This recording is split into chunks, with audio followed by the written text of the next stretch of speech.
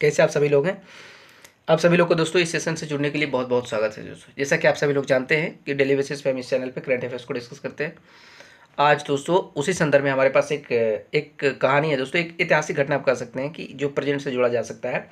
आप कहानी बेसिकली दोस्तों ये मिडिल ईस्ट की कहानी है, जिसमें कहा जा रहा था, हम जानेंगे दोस्तों कि लेबनान में जो मुस्लिम समुदाय हुआ दोस्तों, एक समय पे कहा जाता था दोस्तों कि लेबनान एक ईसाई समुदाय हुआ करता था। ईसाई बहुसंख्यक समाज हुआ करता था दोस्तों, यानी कि लेबनान में ईसाइयों की जनसंख्या बहुत होती थी, लगभग 70 से 80%, और मुस्लिमों की संख्या 30% होता था दोस्तों, मुश्किल से। लेकिन यह समय के साथ इतना बदलाव इसमें आया गया दोस्तों कि आज लेबनान पूरी तरीके से मुस्लिम समुदाय बनकर तैयार हो चुका दोस्तों। आइए इसके पीछे के इतिहास को हम जानते हैं, इसको समझने का प्रयास करते हैं दोस्तों इस लेख के मदद से दोस्तों।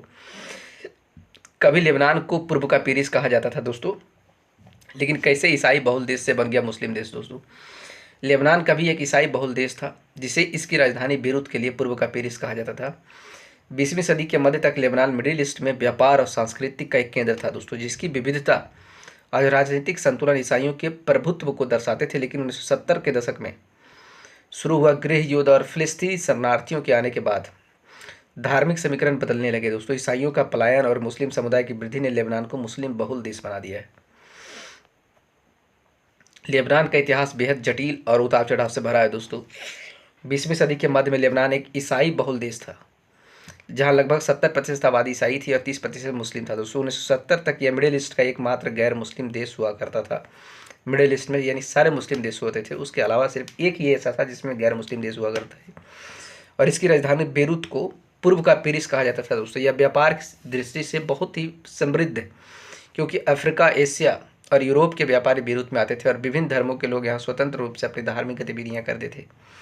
लेकिन फिर ऐसा क्या हुआ कि जो आज लेबनान एक इस्लामिक मुल्क है, जाने कुछ ही सालों में यह यहाँ में कितना क्या कुछ बदल गया दोस्तों।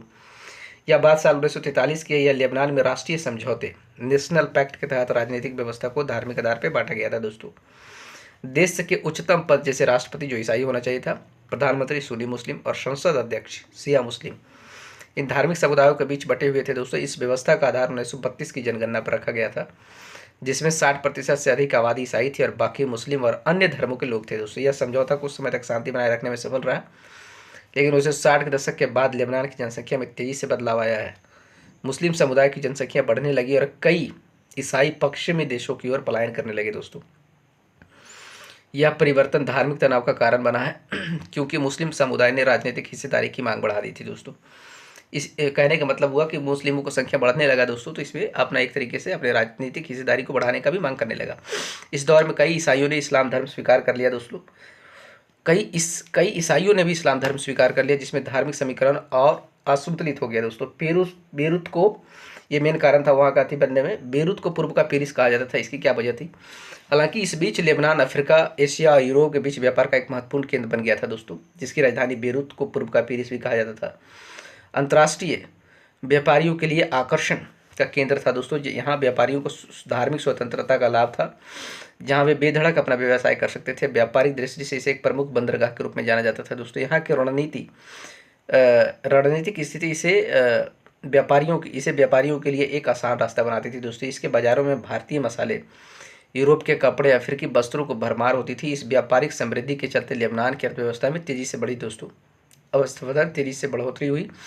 बेरूत वित्तीय और सांस्कृतिक केंद्र बन गया। 1960-1970 के दशक में भी लेबनान की अर्थव्यवस्था बेहद तेजी से बढ़ गई थी दोस्तों।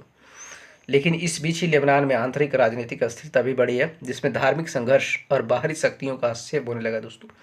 बावजूद इसके यहाँ का बैंकिंग सेक्टर तब भी बहुत मजबूत था, जिसे इसे स्विस बैंकिंग के विकल्प के रूप में देखा जाता था दोस्तों। लेकिन 1975 में यह लेबनान में सिविल वॉर शुरू हुई तो लेबनान की अर्थव्यवस्था में गिरावट आई। व्यापार के केंद्र से चरमपंथी गतिविधियों का केंद्र बन जाने से लेबनान की आर्थिक स्थिति बहुत प्रभावित हुआ।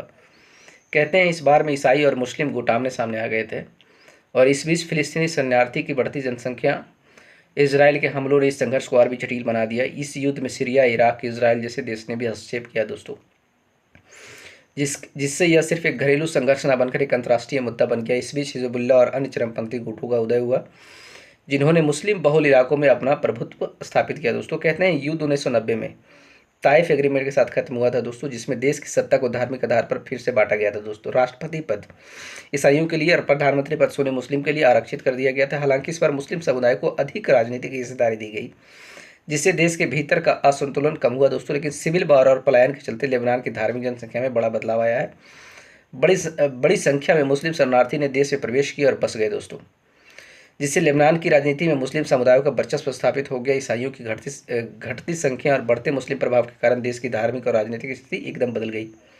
इस गृह युद्ध में हिजबुल्लाह जैसे चरमपंथी समुदाय का उदय हुआ, जिसने ईसाइयों और यहूदियों के प्रति घृणा फैलाने का काम किया दोस्तों। हिजबुल्लाह को ईरान और सीरिया से समर्थन मिला और वह लेबनान की राजनीतिक परिदृश्य पर हावी हो गए दोस्तों। इस समय के साथ लेबनान की राजनीतिक स्थिति और बिगड़ती गई और ईसाई समुदाय का प्रभाव धीरे धीरे कम होता चला गया। आज लेबनान एक मुस्लिम बहुल देश बन चुका है, जहां शिया और सुन्नी मुस्लिम समुदायों का प्रभुत्व है दोस्तों। उम्मीद करते हैं आप सभी को चीज़ समझ में आई होगी दोस्तों। हमारे चैनल से जुड़ने के लिए आप सभी लोगों को बहुत बहुत धन्यवाद।